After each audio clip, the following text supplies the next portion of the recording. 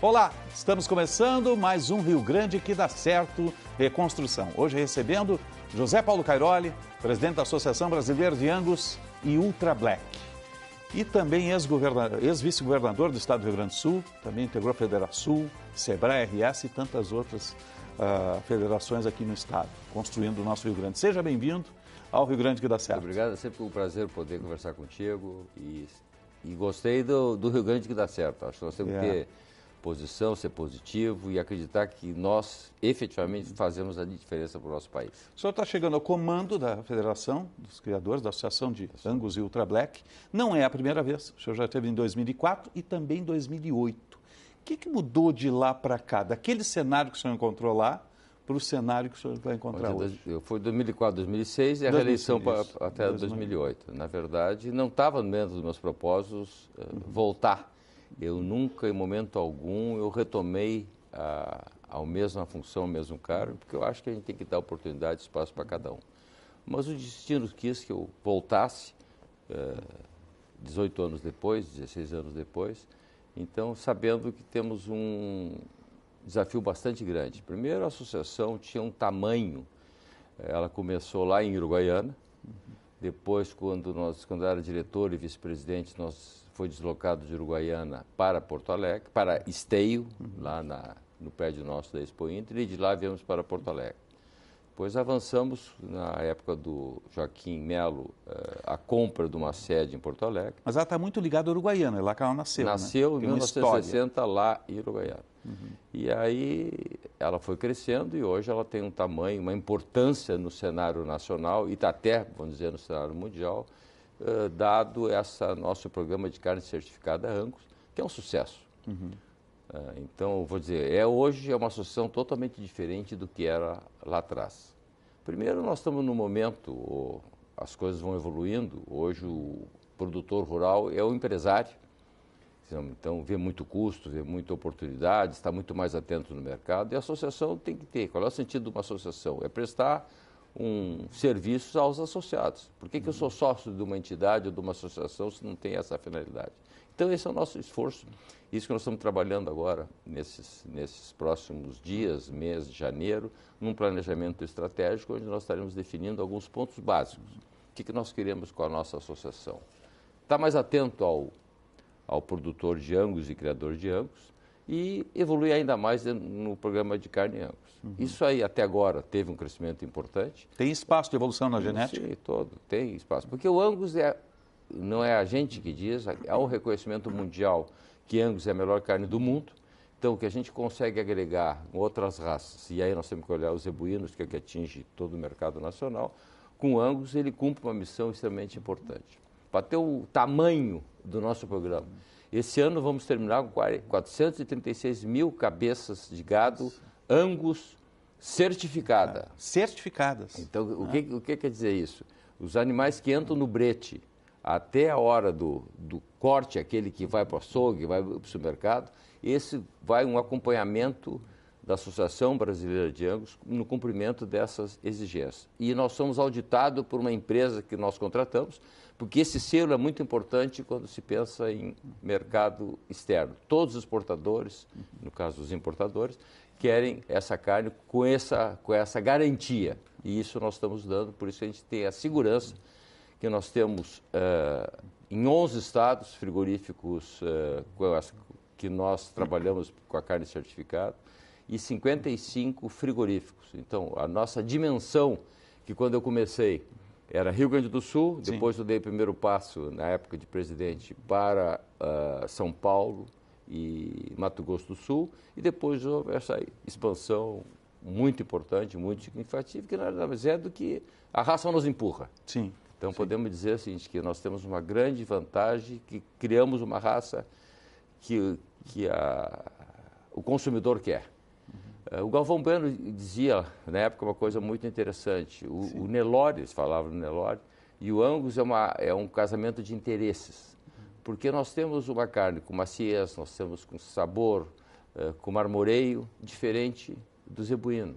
Então, a junção delas dá isso, e isso é a nossa grande diferença, esse é o nosso grande resultado. Quantos criadores tem hoje no país e aqui no Rio Grande do Sul? Eu não tenho esse de Angus? É. Não, nós temos 22 mil produtores, 22 mil produtores que produzem carne para esse mercado, mas o nosso projeto é ampliável. Dos mais diversos tamanhos, aí, no caso. Geralmente é de médio para grande. Médio para grande. Porque as exigências para que esse animal tenha essa qualidade de carne tem que ter, digamos, muito jovem, tem que ter gordura 3, gordura 4, tem que ser efetivamente bem acabado. Isso é tudo aferido. Isso pequeno, tudo aferido. Não. Com relação à parte de controle, a gente pode garantir que ela é 100% de controle. Quando a gente diz que lá está o selo, pode ter garantia que ela é Angus e que cumpre as exigências do nosso programa. Qual a diferença para o Ultra Black? O Ultra Black é uma raça que se criou, vamos dizer assim, com um pequeno sangue de raça zebuína.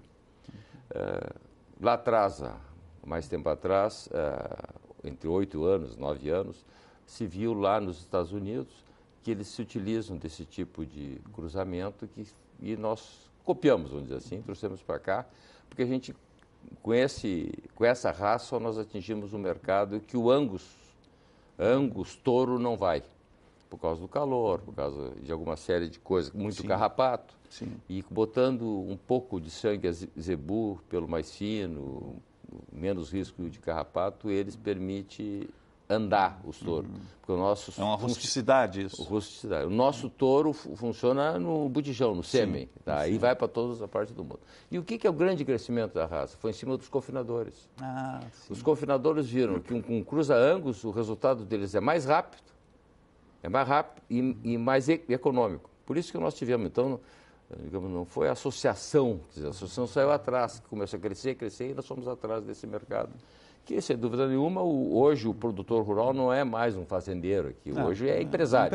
Ele faz conta. Usa as tecnologias todas. Aproveita tudo. Vê o que, um que dá certo, tenta copiar e coisa. Então, esse é o mercado. Então, a diferença da associação é muito grande, né? Porque o mercado mudou muito. É aí que entra a associação. Vamos dizer, tu aí conhece bem, quando o Brito era governador, lá, quando é que foi, 95? 94 a 98. Tá, então, nessa época, ele lançou o novilho precoce. Isso. Tá. A carne era um desastre. Eu me lembro quando eu era guri, eu ia nos açougues com meu pai amigo do açougueiro, ia lá escolher essa carne é boa, não é boa, vai lá e coisa assim. Pô, hoje tu vai qualquer coisa, pega lá o saquinho, sabe que é boa. Está fechadinho ali. Está fechadinho, sabe que é boa. Isso é uma evolução que houve, né? É uma evolução muito boa. Então, o consumidor ficou mais exigente, porque ele agora não aceita uma carne mais ou menos. Tá? Então, e aí nos qualifica cada vez mais dentro desse processo. O que a raça europeia também faz, vamos dizer, eu não vou dizer que as outras raças não fazem, mas eu estou focando no Angus, porque eu acho que Angus, o marketing mundial do Angus é uma realidade. Sim. Hoje nós temos muitos problemas de pessoas ou de indústrias que utilizam a marca, que carimbam e que até pode ser Angus, mas não tem a certificação. Nós temos um selo de certificação em cada uma. Porque a marca vende. A pessoa vai lá, que nem aqui tu anda aqui nos restaurantes, fala carne argentina. Ela tem uma história de uma carne de melhor qualidade há muito tempo. Não tem carne argentina nenhuma aqui. Mas o garçom diz... carne uruguaia. Exatamente, como uma forma que tem. Porque o que tem de ruim no nosso estado? A gente quer depreciar aquilo que nós temos de bom. A gente chega das coisas tem que vender melhor o nosso produto. Nós sabemos as nossas falhas, mas vamos mostrar as nossas qualidades, porque fica muito fácil, né? Eu botar só defeito nas coisas, em qualquer coisa a gente arruma defeito. Então, eu acho que isso aí é a consciência disso, eu acho que ela é muito importante. E esses programas ajudam para isso. Claro, então, por isso que eu te digo. Então, a associação hoje, ela está num outro momento, porque também o mercado é outro, o cenário é outro, a vida é outra do que aquela de 16 anos atrás. Sim, tudo evoluiu, né? Agora, tem surgido novos criadores, mais jovens. Tem um cenário que propicia isso? Sim.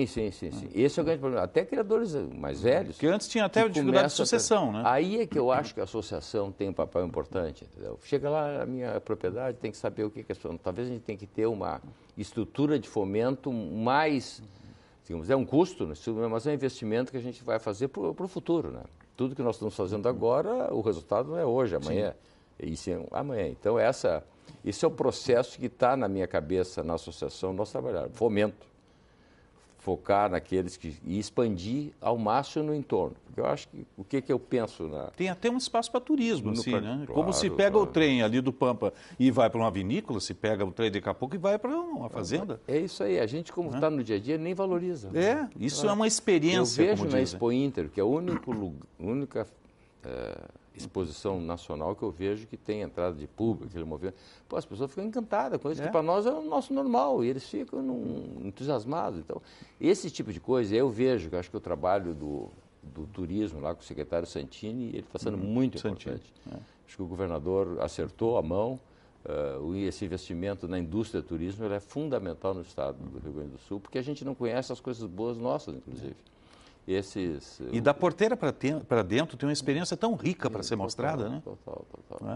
E o estilo gaúcho é um estilo diferente, né? O gauchão, coisa. E isso está numa fazenda, né? A gente vê muito gaúcho fora do Rio Grande do Sul, que os caras se juntam naqueles CTG, na China tem CTG, me disseram que tem. Então todo mundo tem. Então é o jeito gaúcho.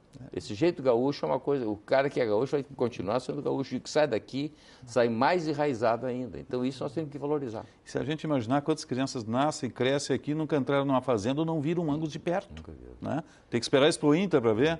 Bom, tem muita gente, e eu escutava de uma criança que não sabia de onde é que saiu o leite, vinha em caixinhas, cavalo naquela época lá atrás era só carroça, aí vira um cavalo solto lá, como é que é isso? Sim, para te ver como o mundo das pessoas urbanas é um mundo restrito, muito a uma realidade. Embora a televisão tenha feito um trabalho importante nessas novelas, essas coisas. Imagem, né? Imagem é importante. A gente está conversando com o José Paulo Cairoli, Associação Brasileira de Angus e Ultra Black, ex-vice-governador do estado do Rio Grande do Sul. Vamos fazer um breve intervalo, nosso Rio Grande que dá certo. Voltamos em instantes, você fica conosco.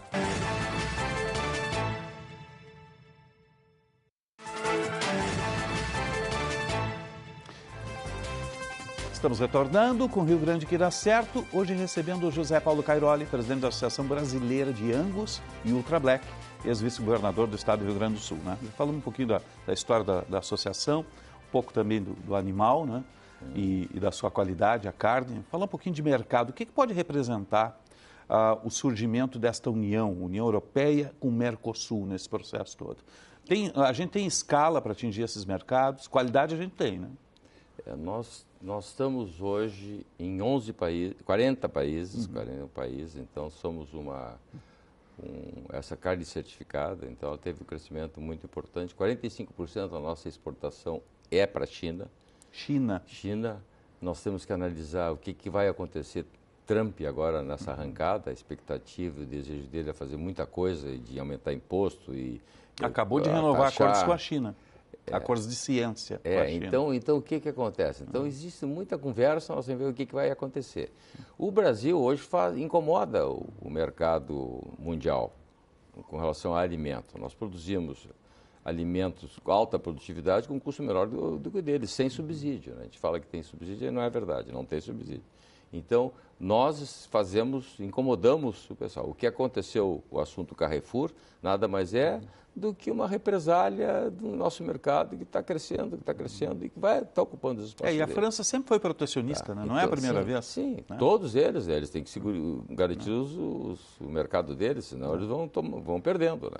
Eles não têm o que crescer. Nós ainda temos uma área agrícola ainda em expandir, tanto na horizontal como na vertical. Então, nós temos capacidade de produzir ainda mais. Só o governo não nos atrapalhar. Acho que a gente consegue avançar, muito importante. Mas esse mercado, então, o Mercosul com a União Europeia, para o Brasil é fantástico.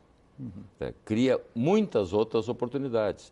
E aí tem que fazer os ajustes de concorrência que faz parte dentro do processo. A turma de lá quer ter algum benefício, a turma de cá também. Então, tem que ter essa negociação, esse equilíbrio negocial é que vai fazer a diferença de imaginar que o somatório tem que ser positivo para cá, para o Mercosul e para eles. Mas eu não vejo dúvida. A Argentina e nós, a Argentina basicamente, a parte de soja, eu acho que ela é... O Uruguai já exporta a carne toda para fora. Mas é pequena. O Uruguai é menor que o Rio Grande do Sul. Né? Vamos dizer, nós estamos falando de 3,5 milhões de habitantes, é a grande Porto Alegre. Né? Então, como é que funciona o Uruguai? Menor, tudo menor. Então, é mais fácil administrar. Agora, num país como esse, às vezes a gente critica tanto o ministro, o presidente. Será que eu como ministro da Agricultura, qual seria a minha posição no problema X? Falei, ó, tem seca aqui, enchente aqui. Quem é que quer dizer que nós vamos ter uma enchente desse tamanho? Uma tragédia, né? E uns meses antes uma seca terrível. Isso que é conversa, os caras não acreditam. Aí chega lá no norte uma enchente terrível agora. Né? No Acre tem não sei quantas enchentes por ano. Então, assim, é um país complicado. São vários Brasis, né? Vários Brasis, e tem que se conviver, administrar com isso. Esse negócio da Amazônia, o que é? Nada mais é do que os caras querem segurar de algum jeito. Então, segura via meio ambiente, que estão desmatando, que é uma grande mentira. Só que as ONGs são financiadas por esse grupo de interesses que acaba prejudicando o país. A gente tem que ter consciência disso, tá? Eu acho que o nosso setor é um setor que não se vende bem. Tá? Porque primeiro nós temos uma ideia que o fazendeiro é rico, que o fazendeiro é milionário, o cara só sabe quando é rico depois que morre. Aí faz um inventário e vê que ele tem, mas vive com uma vida muito módica. Inclusive aqueles que têm muita área de campo. Quanto né? mais Então, área, mais trabalho, né? Quanto maior o rebanho, também maior trabalho. Então, e hoje as grandes áreas não existem, mas no nosso estado, pelo menos, não tem, porque aconteceu a reforma agrária na família. Tem um filho, aí o filho tem mais 3 filhos, e vai diminuindo, é normal. Mas isso gerou mais eficiência. Porque a pessoa com menos área tem que produzir mais, porque se não produzir mais, ela não consegue se manter.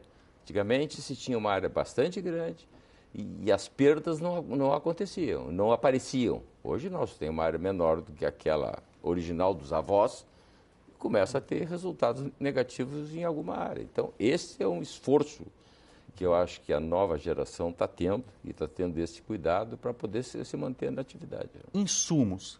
Que impacto tem isso lá na propriedade? O senhor está lá no comando da propriedade e, invariavelmente, tem uma alta, seja pela guerra da Ucrânia, seja pelo dólar. Qual é o impacto disso? Se olhar na agricultura, ele é fantástico, ele representa muito na agricultura. É desprezível a mão de obra se olhar o custo de uma lavoura. Então, o que mais pesa numa lavoura é a manutenção, o custo da manutenção e o custo dos insumos, os agroquímicos, adubo, toda essa parte fungicida, herbicida, inseticida, que hoje não se consegue plantar sem isso. Sim. Eu acho uma graça. Os animais têm os produtos veterinários, né? Produtos veterinários que têm muito produto que é importado. Sim. Tem moléculas. Sim, a base dele é importado. O produto inicial é importado. É importado. Então, assim, o preço sobe. E quando baixa tudo, eles não baixam, mas quando sobe, eles aumentam mais um pouco e melhoram a margem. Isso é isso que faz. E todas as empresas têm medo num congelamento. Ainda tem resquício do passado. Vai trocar governo, eles aumentam o preço de tudo. E depois dão uns descontos, dependendo da coisa. Sempre assim, que eu não acredito mais de congelamento, que é uma coisa que nunca deu certo. Então, não imagino que governo nenhum vai fazer isso. O produtor hoje está capitalizado? Como é que ele saiu da enchente? Também foi atingido? Não está. O grande, o pequeno, o médio, a situação é dramática na agricultura. É dramática na agricultura. Isso que diz é verdade. Tem gente que não conseguiu plantar ainda, então a situação, principalmente esses pequenos, a situação é muito séria. Os maiores têm condições de buscar recursos, mas precisa alongar as dívidas. Eu acho que isso está sendo proposto pelo governo. Alguns casos é 8 anos, mas a maioria é 4. Tinha que ser alguma coisa para 20 anos, para que a pessoa pudesse.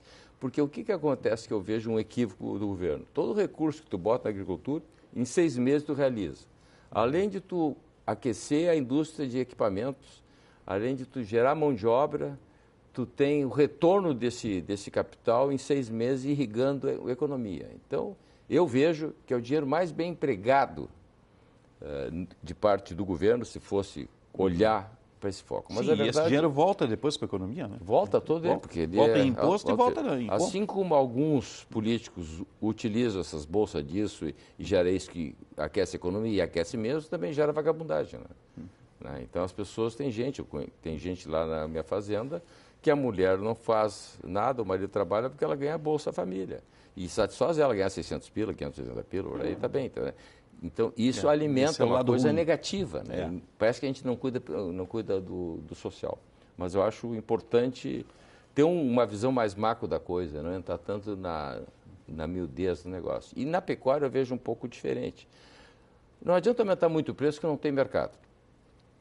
O preço baixou muito porque tinha muita oferta. Sim. E caiu muito o consumo.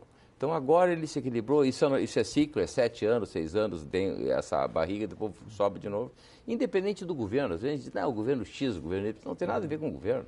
Até mesmo porque é um segmento que não tem subsídio, né? Não tem. Agora a gente, não, o governo atrapalha em alguns casos, mas não dá para levar isso como meta. Esse negócio, por exemplo, das horas de baixar para 5 dias ter trabalhado. Na fazenda, o pessoal quer saber quando é que vai começar a valer. Então já existe um movimento, tu vê, a pessoa numa fazenda lá, estava lá fora, imaginando, não, isso é um projeto que não vai sair, nem tramitou ainda, nada, é uma ideia, mas eles já estão sabendo.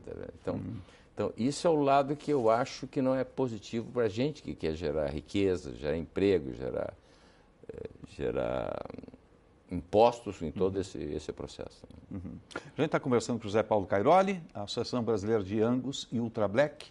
Vamos fazer um breve intervalo no Rio Grande que dá certo, retornamos em instantes, você fica conosco.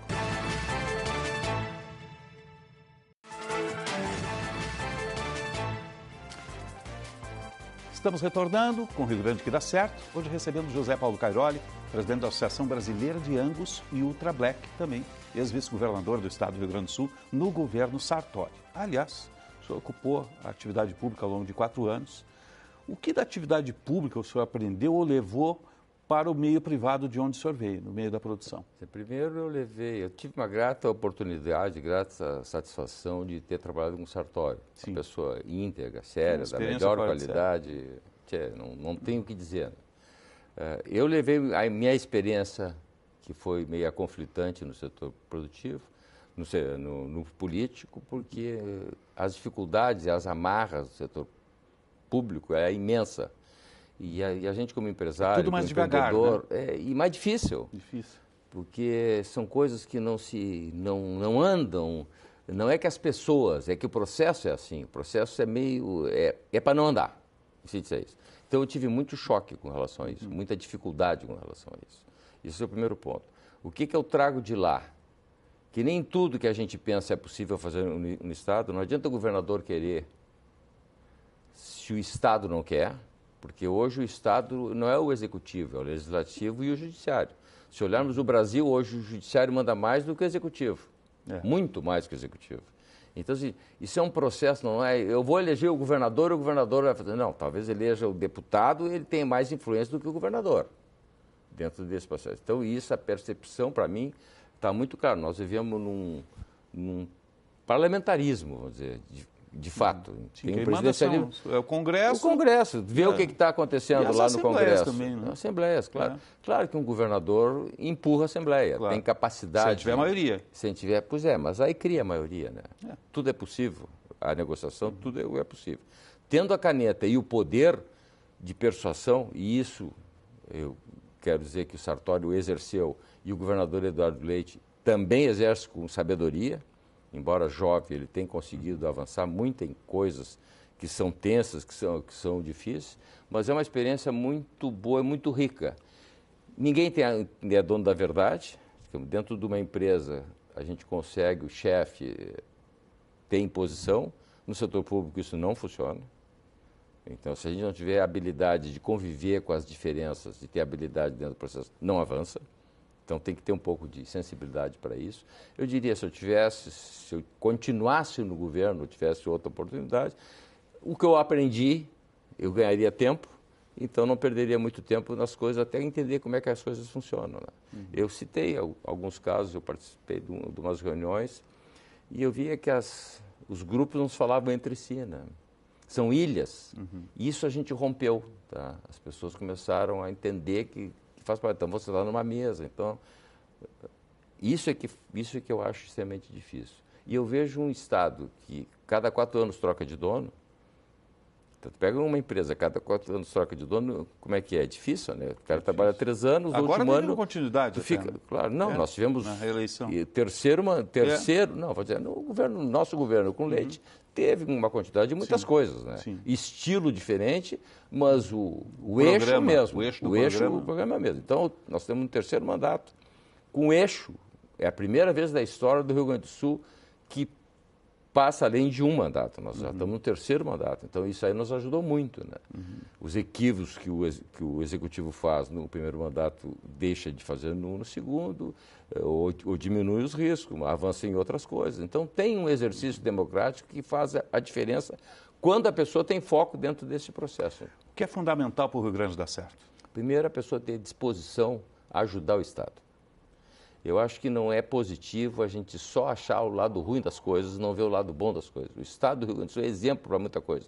Mão de obra é a melhor do país. Você vai me dizer, daqui a 20 anos vai ser? Não sei, se nós criticarmos tanto, não vai ter mão de obra também. Então, inovação.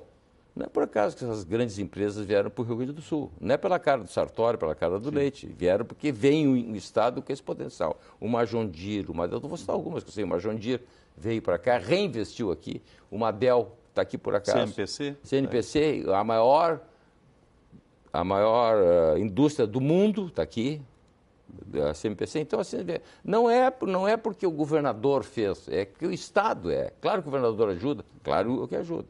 Agora, não é concebível a infraestrutura que nós temos. É muito deficitária por competitividade que o Estado merece.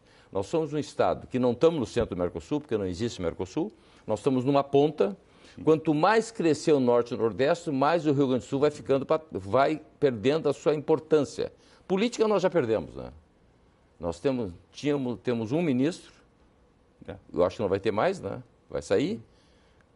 Então, isso mostra o nosso tamanho. Quer dizer, em compensação, Norte e Nordeste...